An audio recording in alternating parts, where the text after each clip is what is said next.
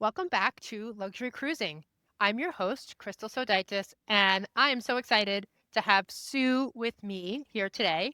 Sue is going to share her tale of expedition cruising on Silversea to Antarctica. This is really a once in a lifetime trip for many people. And what Sue does is she provides a platform for empty nesters and retirees to do this kind of cruising in a comfortable way where they can establish connection and the discovery of the South Pole and Antarctica. So please let the audience know anything you would like them to know about you. Thanks so much for having me tonight, Crystal. I'm Sue Ball, and I'm with Sphere Travel. We opened the company about 5 years ago, and we are a luxury planning company that helps empty nesters through retirees discover the world together. And we realize that travel from beginning as an empty nester can look very different as you get to retirement. That first trip as an empty nester compared to your trips in retirement. So we like to kind of walk you through the process, and we love luxury travel. So I can't wait to talk with you about our trip on Silversea. Awesome. Well, take us back to what made you decide on this ship, cruise, itinerary. Tell us about the planning process. Yeah, so as a travel advisor, I'm with Luxury Consortia with the Signature Travel Network. And oftentimes opportunities are presented to us to be able to cruise different lines. And being focused on luxury, I was invited to explore an expedition with Silversea, something that was on my husband and I's list to do. Of course, when an opportunity like that presents itself, we jump for things like that. As a travel advisor, the biggest question I'm always asked is, have I been there? I find that to be able to help people plan their trips to destinations, the best way is for me to be able to experience them and be able to share my Absolutely. experience for them. Yeah. Yeah, yeah. Yeah, someone told me recently that one of the ways that people are willing to explore something new is if they hear about it or see it on social media or they hear about it from a friend or a trusted advisor. So the fact that you can say, "Hey, I've been on this ship, I've done this itinerary," I'm sure is really comforting for a lot of people to know that it's a good experience. Yeah, absolutely. And especially with expeditions, people think, oh, expedition. And, am I in good physical condition to do it? That kind of thing. And my advice really is to not wait. If you are at all interested in doing something of this nature, no matter what shape you are, there was people on board this ship that were 85 years old and they did wonderfully. So, Yeah, good to know. yeah. So tell us, which ship were you on, and tell us about the ship. So I was on the Silversea Endeavor, and she actually used to be a Krystal ship. I don't know if you're familiar with the Krystal cruise line. Mhm. Yeah. So Silversea acquired the ship after COVID. Probably the most beautiful ship I've ever been on or have seen. Wow. 220 passengers and 207 crew. So almost one to one, which is super special. Yeah. Yeah. What did the ship look like? How was the decor? Very light and modern. I loved it. Very clean looking. Every cabin is a suite. Every cabin has a balcony. So lots of space, which is lovely. Not a tiny, tiny little bathroom like a lot of the electric ships have. So Yeah. it's a really nice thing. Every cabin has a butler, which is fabulous. Yes. Lovely. Caviar every day if you want it. Coffee in your Yes. room, breakfast in your room. Yeah, it's great.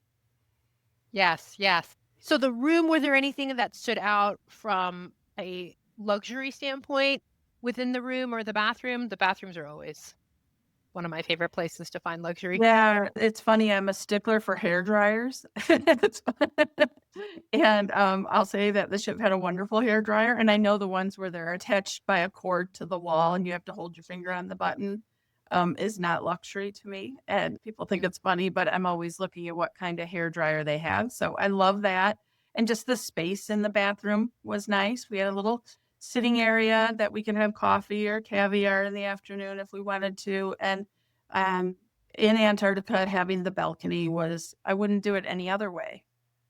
To be able to stand out there in the morning, it was so peaceful and seeing the ice and the glaciers and everything was really special. What was the weather like? That's funny that you asked that. So we're from Michigan, so we're used to cold winters. Mhm. And we packed long underwear and all the things, all the layers and everything. And our first day off the ship, my husband was like, "It's hot." And it was 35 degrees and we were overdressed and we got warm. And, that can change. I mean, you could have snow if you're earlier in the season or later in the season. But it was beautiful. Most days were sunny, beautiful, beautiful blue sky, 35 degrees. It was wonderful. Nice, nice. What is the season? What is the Antarctic Um, season? Early in the season is like November. And that's when it's going to be very pristine, the white snow. Not many people have walked on the land, so more pristine there. We went towards the end of the season, which is middle of March or so, the last sailings, but we were there in the most spectacular whale season. We were seeing humpbacks nonstop. It was just amazing. So I think really any time would be good. It just depends on, what you want to see. If you want a lot of wildlife, I think, more towards the end, more pristine is towards the beginning of the season. But generally, November to March is when cruise ships Yep. are gonna go. Yeah. No, it's, South America, so it's opposite of us. So Yeah, yeah. Did Silversea do anything specific because you were going to Antarctica to make your experience more comfortable, more luxurious? not as far as like a welcome, like a before you go kind of thing. They did handle all of our flights. We have charter flights from Santiago, Chile down to Porto Williams. And while we were waiting to go on those flights, we had like a get together with, drinks and that kind of thing, to kind of get to know some of the other passengers before we actually boarded. That was really nice. And then as far as like gear and that kind of thing, we're able to rent that ahead of time, which is really nice. So you can kind of figure out what you need. They provide you with a parka, which you get to keep. But boots you can rent, trekking poles, all that kind of thing. So Yeah. For people who live like, in the north, they may already have those things. But if you're coming from right. Florida, you may not have winter boots and Exactly. trekking poles. Exactly. Right. And they require a certain kind of like the neoprene Mhm. waterproof boots, because you do have from the Zodiacs to land, you do have wet landings sometimes where you're actually stepping into the water. So you have to have certain waterproof boots. So it's best just to rent them. Yeah, yeah, Yeah. absolutely. I'm sure it's indescribable, but just give us a sense of what it's like on Yeah. Antarctica. So we were on an 11-day cruise. So we cruised the Drake Passage. Probably should talk about that first. Yeah, I definitely wanna hear about. Yeah, a lot of people worry about it, that it's gonna be too rough, and I am a seasick girl, typically have that issue, but I just took Meclizine, which worked fine, Mhm. and it was hard to walk on the ship, but it was fine. I mean, I didn't get sick, and I don't think many people did get sick, and if they did, they just rested in their cabin, but it's 2 days to cross the Drake. But being on a longer cruise, what they did is they just went down as far as they could, and we went below the Antarctica Circle, Mm. which on a 7-night cruise, it's not very common to do that. And oh my goodness, when we woke up in the morning, I went out on the balcony and pretty much cried. I mean, it was so beautiful, like nothing you can imagine, just the ice floating, and it was sun shining, beautiful white and blue and penguins, and it was just spectacular hearing the ship move through the ice. The ship Yeah. itself is quiet, and so just absolutely spectacular. Oh, wow. That sounds amazing. So tell us about sort of what you did, the excursions. Yeah, so usually we got out a couple times a day, and you're only allowed to have 100 people on land at a time in a spot. So it was staggered where some people would be in Zodiacs cruising, and some people would actually get off and walk on land. So I would get off on land at least once a day, sometimes twice a day. So they would usually do a morning and an afternoon activity. And a lot of that was, walking, seeing the penguins, not a ton of other animal life, penguins, other flying birds, and then in the ocean, the whales and the seals. We see lots of seals. So walking and that kind of thing. Silversea doesn't do anything with camping. So some people with other cruise lines are able, they'll set up a tent and you stay overnight on land. Wow. So they didn't do anything like that. They did do kayaking, which we did experience, and that was spectacular. I mean, we had whales 25 feet from us in the Wow. kayak. That would be like exhilarating and scary. Yeah, yeah. I think the scariest thing was getting in and out of the kayak because we did it from the Zodiac. So that was probably the Oh, hardest thing. wow. But Yeah. yeah. Yeah. So I want to pause here for a second and emphasize something that we talked a little bit about before we started recording is that you were able to actually get into a Zodiac and set foot on Antarctica. That there's Right. only 100 people allowed at a time on the continent. That's for preservation purposes. And a lot of the reason why you could do that was because of the size of the ship that you were on. Exactly. So, Mhm. as a travel advisor, can you talk a little bit more for some people so that they can understand how important the ship you go to Antarctica on is based on the experience you want to have? Yeah.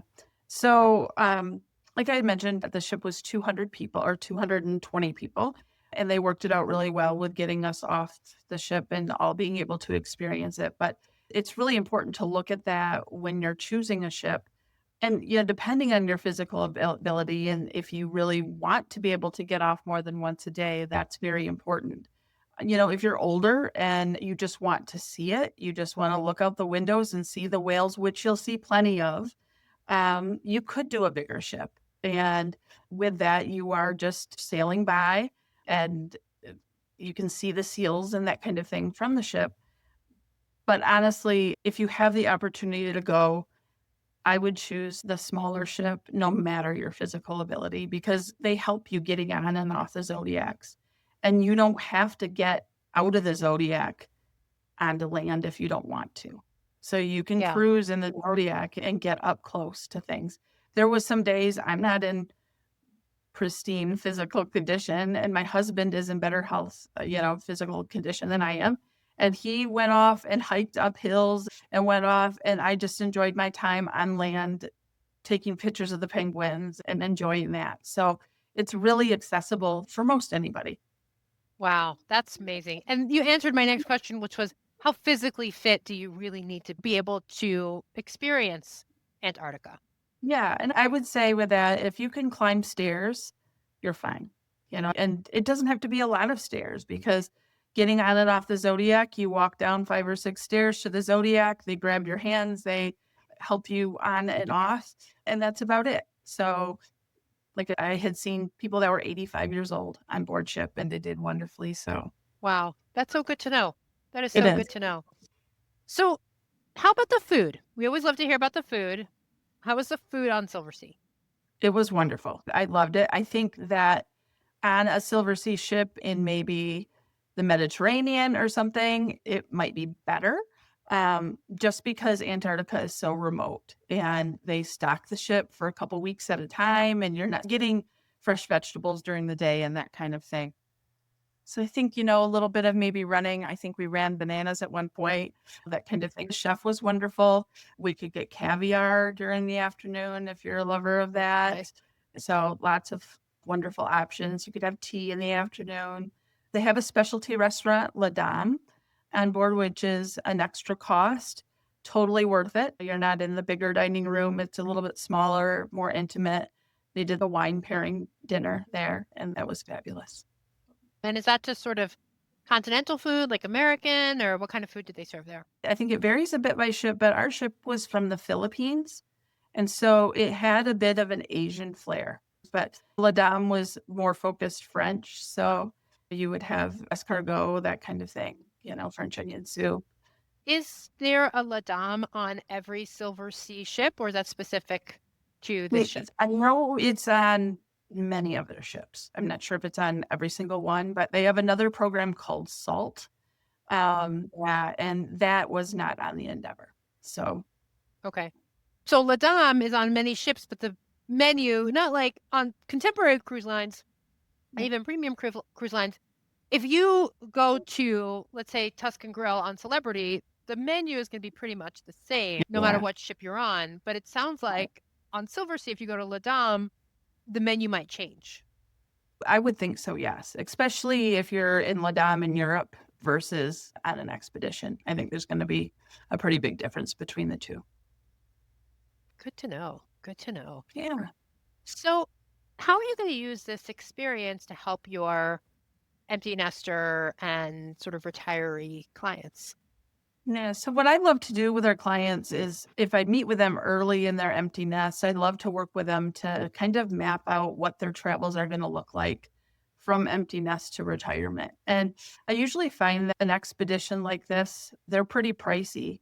And that's probably a little bit later in life, probably closer to retirement than when you have kids in college, or kids Hmm. just getting out of college for weddings or, that kind of thing. So I love to kind of walk them through how that looks and get them thinking about what their goals are.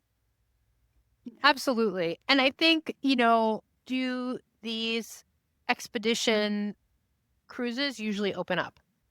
Usually about 18 months or so ahead. I think we're booking into 2027 for these now. We can't do flights until 330 days before. So I usually say booking a year ahead is good, but it's nice to have it on your radar to know that, Yeah. hey, maybe for my 60th birthday or, whatever, Yeah. or my retirement gift, that's on the Yeah. docket to do. You can plan for it. I mean, I'm someone that books as far out, especially if it's going to be, a more luxurious experience. I'll book it as soon as I Well, can and then just start paying it off, to yeah. just regular small payments, even if it's over 18 months, Yeah. or sometimes longer, because you prevent that sting of having a giant credit card Right. bill 90 days Yeah. or 75 days before, and then adding the flights on top of And that. I think the anticipation of it is half the fun. And so, just making those little payments and then Yeah. when that's done, then you can just enjoy the anticipation of the cruise. I think that's a great way to go. But also just having it, you're right. I mean, I've talked about my world cruise that is on my sort of wish list. Yeah. And I don't know how I'm going to do it or which one I'm going to do, but I just have it in my mind that one day Yeah. I'm going to do a world cruise. Yeah. You know? That's on my list too. A lot of people do it when they are thinking about like downsizing or moving into a condo or something, and they'll sell their home that they're in, do a world cruise, and then move to their final home that they're going to enjoy for the rest of their retirement. There are so many ways to do it. You could make a Yeah. little fun, like create a little bank account and just like deposit, Right. $50 a month, $100 a month, whatever it is, and just sort of like build your world cruise fund that way. Right. But I think knowing that these things are a possibility, they are more expensive, but I think that people don't realize. But if you could tell us, how much does this itinerary generally run? Ballpark. For a couple, about $45,000. Yeah. So Or it's a lot of money, but it's not an insurmountable amount of money. And so if no. you plan even, 5 years in advance, yes, that's $10,000 a year, but many people could do it. Yeah. Yep. And a lot of people spend more than that. They may spend 15 or 20,000 a year on a vacation. So maybe you take a couple of years off and plan for that. It's Right. a good way to go. Right. Exactly. Anything else about the Silversea Endeavor or the trip to Antarctica that you really would like the audience to know? One of my favorite things on the cruise was the observation lounge. It was just absolutely beautiful on the ship, all glass windows, and it was the social hub of the ship. So during the afternoon, in between zodiacs or getting off onto the continent, we would go in there and just, enjoy our time, meet other people. We had trivia every day. That was kind of fun.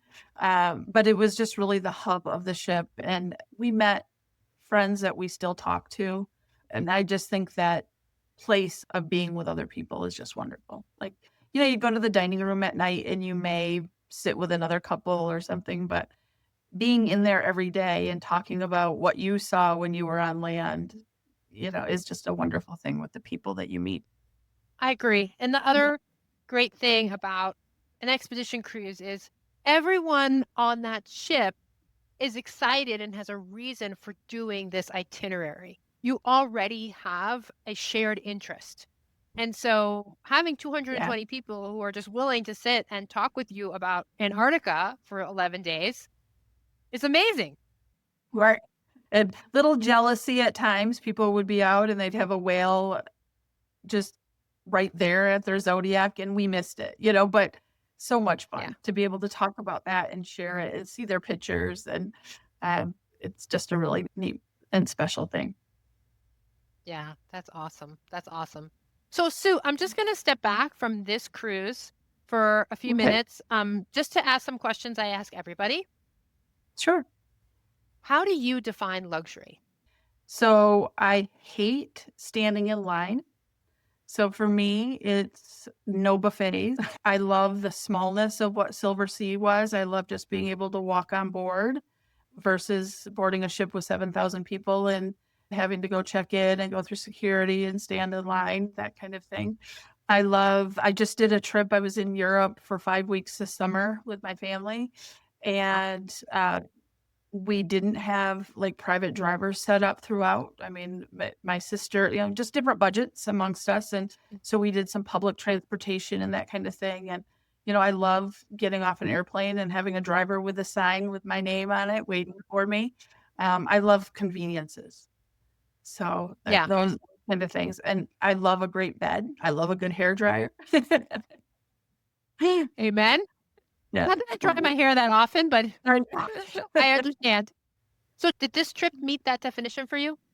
It did, absolutely. I would say the only downside of it were the flights down to Porto Williams. They were a chartered flight and we had to wait a long time. It's just the way it is getting down there. And it's just something that people now knowing it and doing it, it's definitely something I would prepare clients for. That's probably the most unpleasant part of the trip is getting all the way down to Porto Williams on those flights. But everything else met every expectation. It's wonderful. That's amazing. What is your dream cruise? I have not done Greece yet.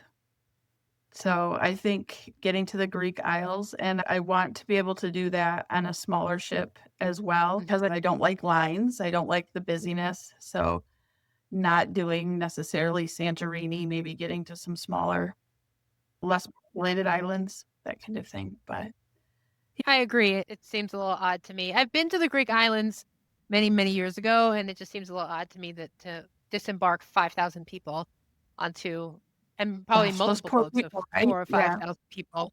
Right. Seems a little odd to me, but Yeah. I agree. Do you have any luxury cruises planned in the future?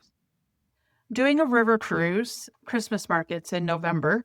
Not quite as luxurious as the Silver Endeavor, but it should be wonderful. I love river cruising because, again, they're small. It's a neat Yeah. way to go.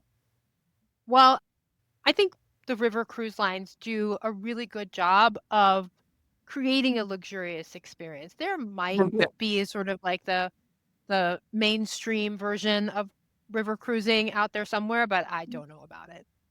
I love docking, right next to a town and be able to walk in and the intimacy again of it, the lounge is the hub and the people that you meet. And it's a neat way to go. I love it. Amazing. Amazing. So Sue, thank you so much for being here and telling us about this really unique itinerary to see and step on Antarctica. If any of the listeners are interested in doing this itinerary, or if they're empty nesters, soon to be retirees, and if they want to experience that kind of curated service specifically for their needs, how can they get in touch with you?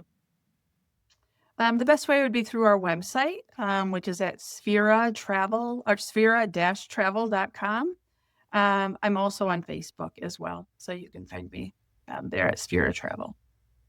Amazing. We will definitely put those links in the show notes. Again, thank you so much, and thank you to the listeners. And until next time, I wish you safe and luxurious cruising.